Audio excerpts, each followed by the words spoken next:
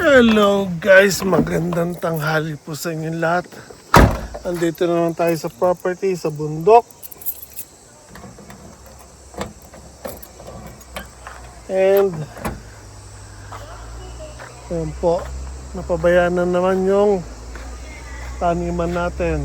Dahil last month, isang buwan pong ulan ng ulan. And tulad na banggit ko dati, pag tag-ulan, hindi ka makakapasok dyan dahil sobrang lambot ng lupa. Dahil dati yung taniman ng palay, kaya hindi tayo makakapasok, makakapagtabas dahil sobrang lambot po ng lupa. Pero yung paligid yan, tinatabasan natin. Pero itong isang to, okay to. Kahit pa tagulan, dahil mataas yung pwesto niya, hindi po siya masyadong malambot, hindi siya nagpuputek kahit mabasa ng ulan. So again, dito yan nilinis ko. Ito yung kabila, tabasan ko ulit yung paligid kahapon. Pero dahil umuulan pa rin, kaya may nagsibulan na naman kahit napadaanan natin ng traktora. Kaya malinis na ulit yan guys. So yan. Ngayon, unti-unti ako naglilinis ulit ng paligid ng mga taniman natin dahil nga umulan ng umulan for the past month, halos ganito kataas yung mga damo. Bilis naglaki yan.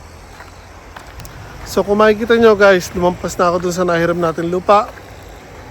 Ito yun, yung pinahiram sa atin ni Shibasaki-san.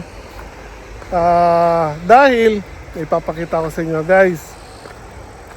Remember, nabanggit sa akin ni Shibasaki-san, yung may-ari na nagpairam sa akin ng lupa na meron siyang kapitbahay or kaibigan niya yung katabing lupa na kakilala niya yung may-ari.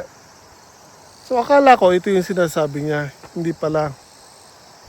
So nabanggit niya sa akin na sasabihin niya doon sa may-ari ng lupa, dahil kaibigan niya, na kung gustong ipahiram or kung papayag na ipahiram sa akin lupa. So again, akala ko dahil nga katabi niya yung sabi niya, akala ko ito yung lupa na sinasabi niya, hindi pala. So tawid tayo, ito pala yung binabanggit niyang lupa. So ito yung kaibigan niya yung may-ari.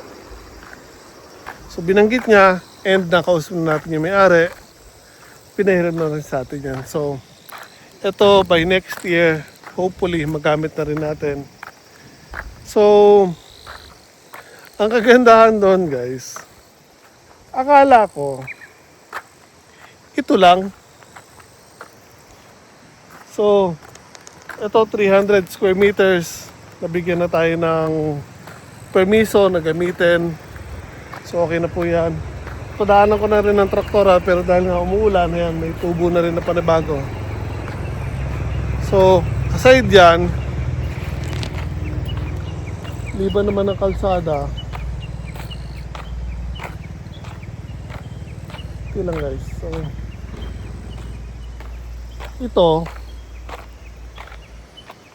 So yan, 300 square meters din yan. So yan, tinubuan na ng mga kawayan.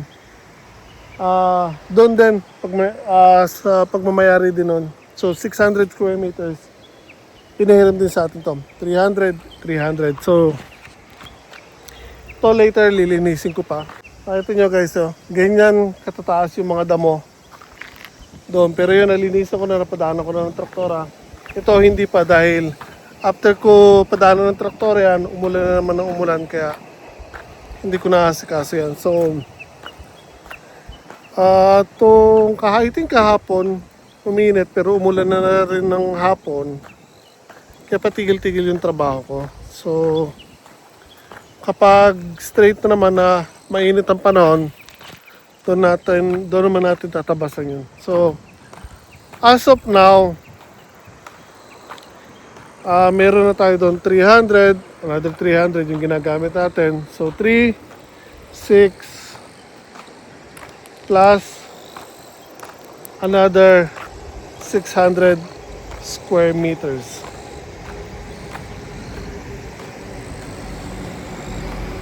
So meron na tayong 1,800 square meters guys.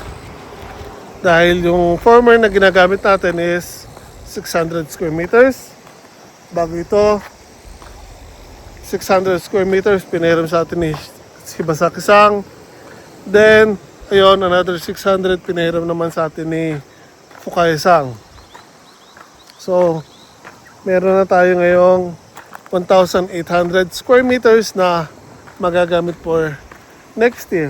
Pero again, ito kailangan ko muna lagyan ng mga bakod bago natin gamitin. Kahit nakahanda na yung lupa niyan, may nakalagay ng pataba, kailangan pa rin natin lagyan ng bakod dahil pag hindi natin binakuran yan, lahat ng itatanim natin dyan ay sisirain lang ng mga hayop dito.